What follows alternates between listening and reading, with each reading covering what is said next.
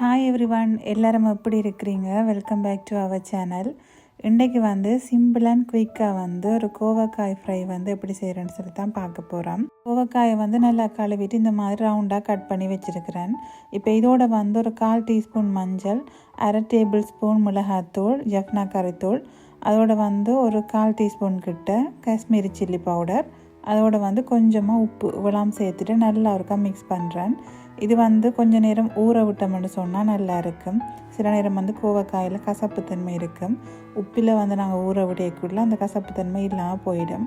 So முடிஞ்ச வரைக்கும் முத்தல் காயாக இல்லாமல் எடுத்தீங்கன்னு சொன்னால் உங்களுக்கு கசக்காது. இப்போ ஒரு பேனில் கொஞ்சமாக எண்ணெய் சேர்த்துக்கொள்கிறேன். இதோட 1 டீஸ்பூன் கிட்ட கடுகு சேர்க்குறேன். 2 செத்தல் மிளகாய் அல்லது பச்சை மிளகாய் எதெண்டாலும் சேர்த்துக்கொள்ளலாம். சேர்த்து வதக்கிட்டு ஒரு பெரிய வெங்காயம் ஃபுல்லாக சேர்க்குறேன்.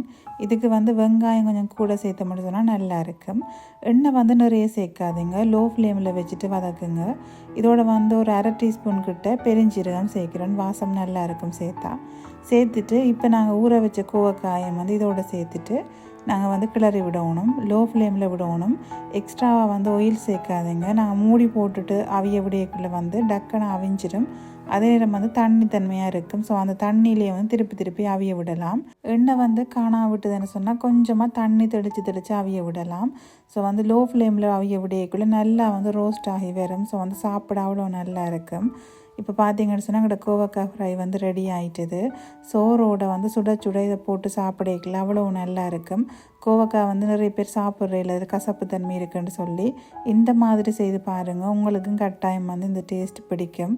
நான் இதுக்கு முதல் இன்னொரு டைப்பாக கோவக்காய் ஃப்ரை செய்து போட்டேன். நான் பீனட், கடலைப்பருப்பு, உளுத்தம்பருப்பு எல்லாம் சேர்த்து வதக்கி ஒரு வித்தியாசமாக செய்து போட்டேன். நான் அந்த வீடியோ சேனலில் இருக்குது, விரும்பினா செக் பண்ணி பாருங்க.